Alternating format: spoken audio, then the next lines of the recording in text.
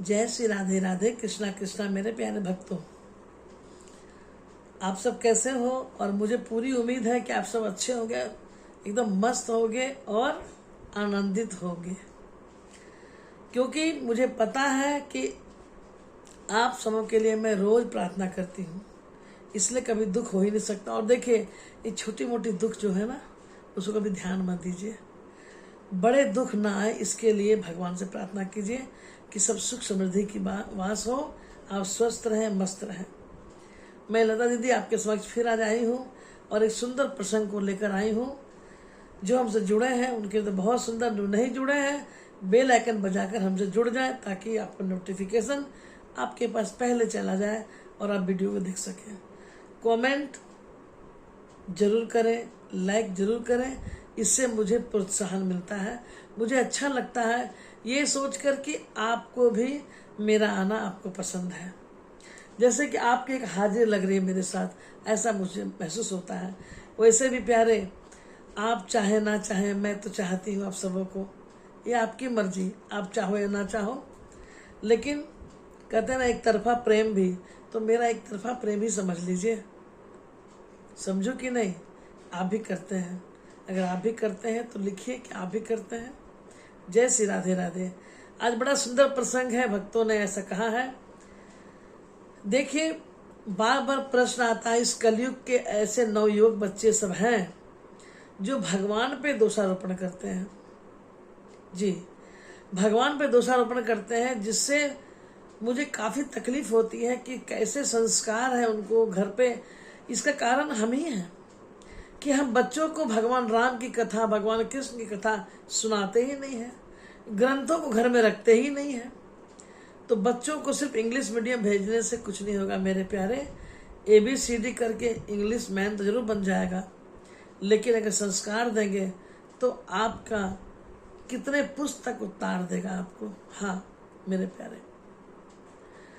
आप हिंदी मीडियम पढ़ाएं चाहे English medium पढ़ाएं, लेकिन ग्रंथों का जो क्लास है वो आप हमारी माता ही दे सकती हैं, क्योंकि माता जगत जननी है और वो एक अपने बच्चे की आरंभ है, प्रारंभ है, शुरुआत और अंत भी है, क्योंकि माँ बच्चों की टीचर होती है। मेरे प्यारे, बहुत भक्तों ने ऐसा प्रश्न किया और अक्सर करते ही हैं। वो तो फेसबुक पर लिखते नहीं, यूट्यूब पर, लेकिन फोन से कहते हैं कि भगवान कृष्ण ने तो 16,108 विवाह किया और आप कहती हैं कि उन्होंने विवाह ही नहीं किया, तो उनके बच्चे कैसे हो गए जो यदुवंशी इतना बढ़ गए? तो इसी में प्रकाश डालती हूँ। पहली बात, भगवान ने जब भी विवाह किया तब ने उसने किसी न किसी को एक सहारा देकर संदेश दिया। जी, उनकी जो पटरानी रुक्मिणी जी हैं, लेकिन उनकी जो 8 पटरानियां हैं मेन है, लेकिन फिर भी हमारे कन्हैया जो है वो पूर्ण ब्रह्मचर्य का पालन किए हैं। आपको पता है कि नहीं? आप भागवत जी पढ़ेंगे, सुने, भगवान ने कभी भी अपनी पत्नियों को स्पर्श नहीं किया। 16,108 रानियों को भी उन्होंने कब किया?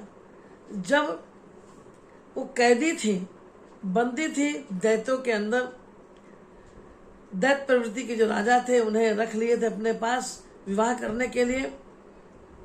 भगवान को जब वो द्वारकाधीश बने और जब उन्हें पता चला कि 16,100 कन्याएं बंदी बनाई गई हैं, तो भगवान ने लीला की, जाकर उस राजा का अंत किया और अंत करने के बाद उन सब जो रानियां थी उनको कही कि आप अपने अपने घर को चले जाएं। तब सब राजकुमारियों ने कहा कि गोविंद, अगर किसी भी घर से अगर उसकी कुंवारी बेटी रात भर कहीं बाहर रहती है तो समाज उसे जीने नहीं देता, विवाह होना मुश्किल है। तो हम तो कई कई महीनों से, वर्षों से हम उनके बंदी थे, तो क्या हमें कोई अपनाएगा? हमारे माता पिता के जीवन भी खराब हो जाएगा। इसलिए हम लौटना नहीं चाहते। या तो आप हमें अपना लो या तो मृत्यु दंड दे दो।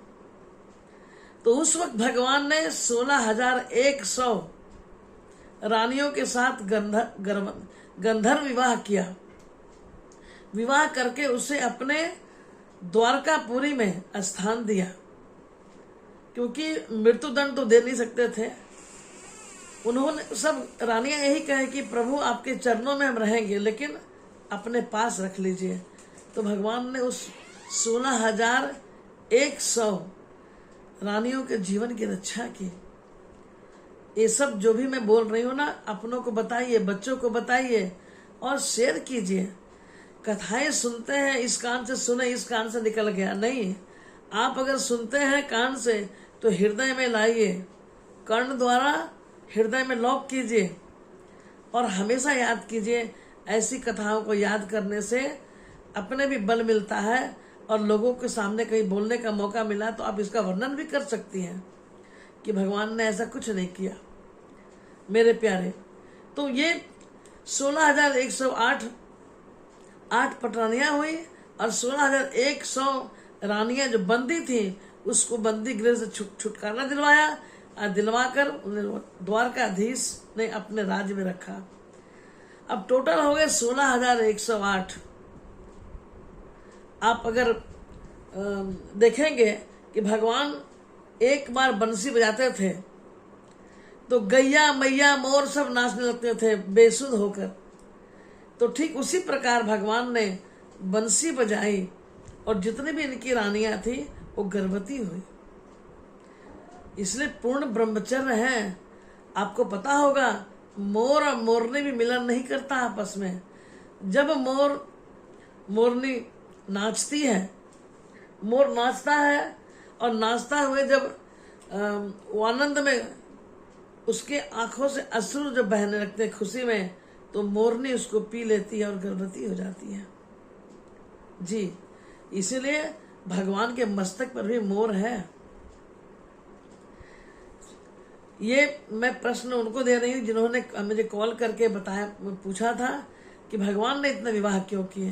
तो भगवान के ऊपर दोषारोपण मत कीजिए। भगवान ने जब भी कोई लीला की है, लीला छिपा है उनका हर उद्देश्य में, हर कथा में, हर एक सुंदर कहानी में उनकी लीला ही है और उद्देश्य है प्रेरणादायक उद्देश्य। हाँ, बिल्कुल। इसी तरह भगवान ने बहुतों का उद्धार किया और कहते हैं इनका नाम ही है पतित पावन तेरो नाम रे। जिसको कोई नहीं अपनाता है हमारे गोविंद अपने चरणों में स्थान देते हैं। इसलिए जय श्री राधे राधे, कृष्णा कृष्णा। अपने बच्चों को सुनाएं और आप इसे शेयर करें। कैसा लगा बताएंगे। राधे राधे।